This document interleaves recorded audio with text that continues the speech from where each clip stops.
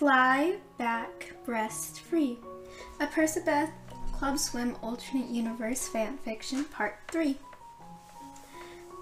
Well, I never thought I'd get to see the day where Annabeth Chase is nervous because of a boy, but here we are, Piper said teasingly when she showed up to Annabeth's house.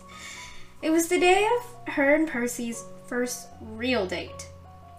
It was safe to say that she was panicking. For the record, she never went on dates. Sure, Annabeth had helped Piper or other friends get ready for them, but she had never gone out on one herself. It was now that she understood those pre-date nerves that everyone else got. I feel like a prissy girl, she said, darting her eyes around her closet. Percy and her were going on a picnic, and Annabeth had no idea what to wear.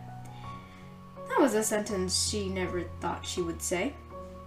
Piper laughed just like a true friend. She walked over and placed her hands on Annabeth's shoulder. Her panic slowed down as her friend helped her breathe. Welcome to my world. But seriously, there is no reason to be so worried. I'm here to help you find a rocking outfit, and you're gonna look so hot, he's gonna faint, Piper promised her. Still, Annabeth bit her lip nervously. I really want him to like me. I've never felt this way before, and I kind of hate it, Annabeth admitted.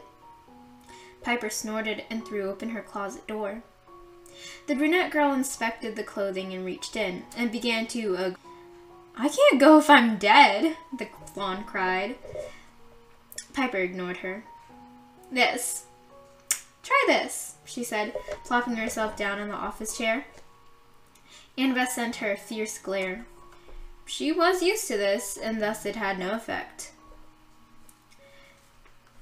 Annabeth shrugged on the top and squeezed into the bottoms. She was a swimmer, after all. It had all but ruined her sense of modesty or shame. Not bad, but we're gonna be mostly outside, and my legs are gonna be sweaty in these jeans, Annabeth commented. It was one of her few pairs of mom jeans that weren't ripped. Piper hummed.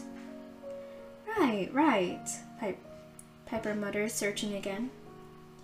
Your legs get guys. Thanks for the reminder. Annabeth screeched at her for saying that.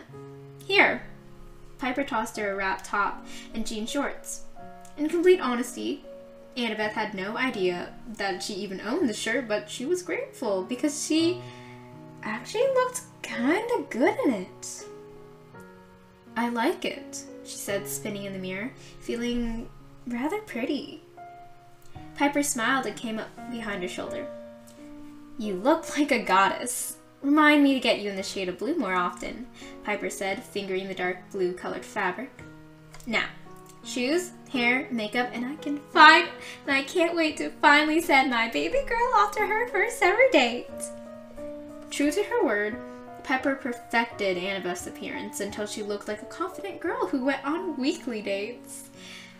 He's going to drop dead, Piper said with a proud smile. Annabeth rolled her eyes. I'd rather my date not be dead. Her voice may have been dry as sand, but the humor in her eyes shone through, and Piper noted it. Let's go, Piper sang, pushing her into the car. Annabeth looked out the window in anticipation. Her fingers tapped on the windows as her thoughts flurried around. Percy seemed to like her. Hopefully he would want to go on a second date with her. At least with the assumption that this first one would go well. Annabeth looked down at her outfit for the millionth time. Would he think she looked cute? Would he appreciate the fact that she dressed up in a much more extra style for the day? Beth, I can hear you panic, Piper said, sharply cutting through her thoughts. Annabeth snorted. Oh, and am I not allowed to be freaked out for my first ever date? How do you go on these so often? She said, nervously tugging at her shorts. What do you think, that she was trying too hard? Annabeth had not realized how high the shorts rid up when she was sitting down. I mean, Percy had seen her in a racing suit, so technically he'd seen her more exposed, but was this too much for a casual date? Too little? It's perfectly acceptable. Stop your snappy defensisms. You're gonna worry yourself into a huge hole. Piper put a hand on her shoulder comfortingly. He wanted to ask you out. Focus on that.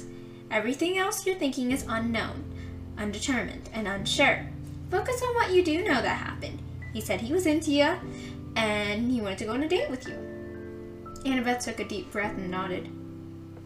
Okay, all was fine. Hi, Percy, Annabeth said with a shy smile, which was very out of character for her. He grinned back at her. He certainly looked calmer than she was. You look great, he complimented. Annabeth blushed. You clean up well, too, she said, looking him once over.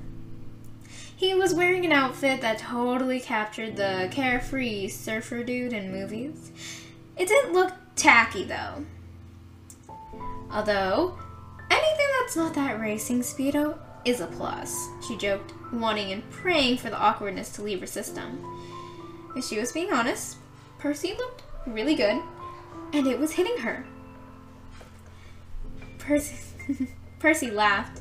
Really? He joked back. I find them quite flattering, he said with a wide grin. Annabeth raised her brow at him. I wouldn't use that descriptor, she said, following Percy's motion to sit down on the picnic blanket that he had laid out. The black-haired boy in front of her gasped dramatically. I find that so offensive, he said with so much sarcasm, Annabeth nearly fell over. That's unfortunate, she said, fighting back a smile. Percy motioned to the picnic blanket and basket next to his feet. I had no idea what you like, so I made Jason gather information from Piper, he admitted. Annabeth had no idea if she should blush or scream at Piper. No wonder that girl was all smirky 2 days ago. She settled on blushing, though it wasn't like she had much of a choice, since Percy was just trying to make the day good and special. And for her. Thanks, she said awkwardly, sitting down. Percy reached into the basket and handed her a sandwich, crust off and barely toasted, just the way she liked it. Wow, Piper gave you the specifics, Annabeth commented. Percy smiled and nodded, rubbing the back of his head. She did. Annabeth felt herself blush, and about a million things rushed into her head. And it all added up to pure panic. Here, she was on a date. A date! With this sweetheart of a boy. And he was so caring and so sweet, and despite what he was saying before, definitely out of her league. Annabeth had never been on a date before. She had no idea what to do, but here he was, Percy Jackson, in all his glory, making her perfected and finicky sandwich preference. God, how did she get here? Not that she was complaining, but more so, oh my God, what sort of God blessed me? So we go to the same school, Percy started. Annabeth awkwardly nodded. Yeah, most of the time at least. If I have a study hall with a friend, we like to go down to Mr. Polis's music wing, and I do class in his practice room, she explained. Really? Yeah. I'm glad he's such an easygoing teacher. Music teachers are always nice. It helps that Piper's also one of his best choir students, too. And you're not? You kinda seem like one, Percy joked. Annabeth rolled her eyes. She was perhaps the furthest thing from a delicate singer. And on that note, how Piper managed to juggle choir, club swim, and boys was all but a miracle to her. Though the girl had barely any time management skills at all, she did a lot, and she did it well. Do you ever hear the blaring sound of reed pipes during 5th or 7th hour? Percy asked her. Annabeth bit her lip and tried to think back. Actually, yeah, she said, remembering how odd it was to listen to while her friends ranted and she was solving calculus problems displayed to her on the computer. Percy smiled shyly at her. That's Grover. I hate his reed pipes. but honestly, he loves it to death and will play it anytime he wants.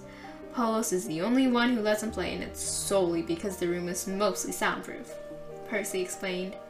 Annabeth laughed hard. Seriously? I hate that so much. Percy nodded in confirmation. Wow.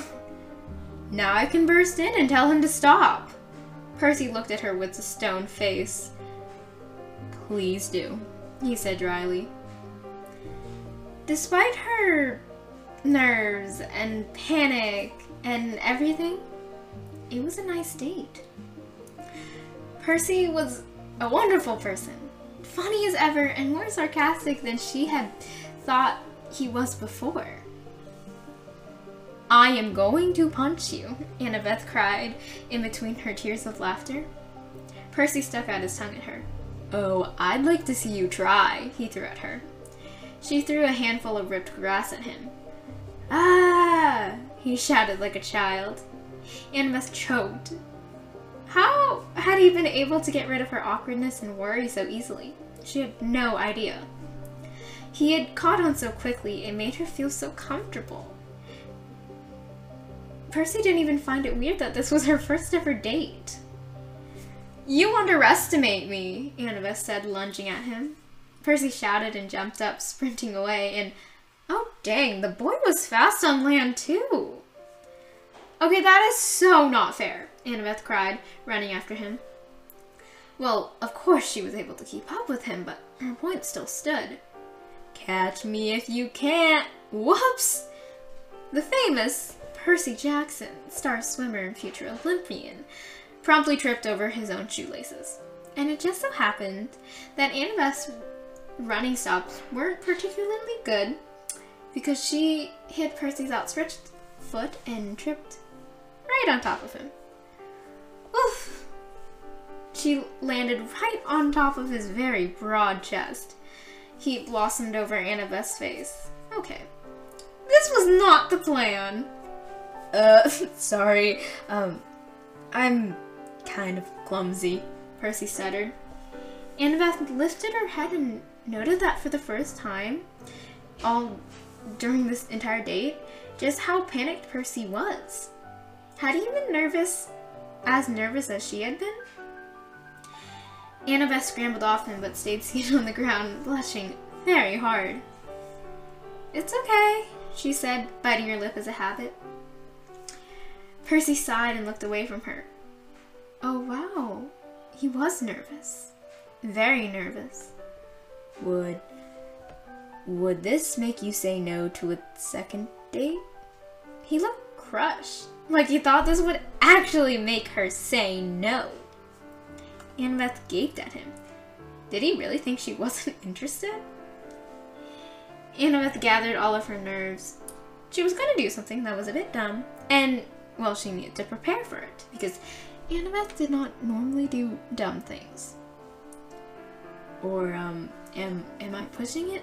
Yeah, I guess this one isn't over, so yeah, I'm pushing it. Yeah, I'm sorry. So I just, forget what I'm saying. It's all nonsense and, She cut him off with a kiss, cradling his face in a light grip.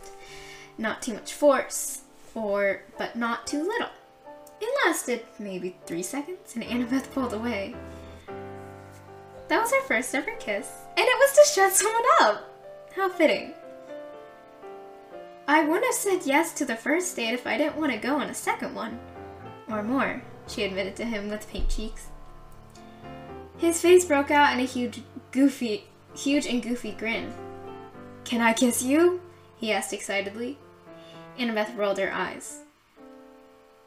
I mean, I didn't ask you if I didn't ask you if I could kiss you. In short, he kissed her to shut her up.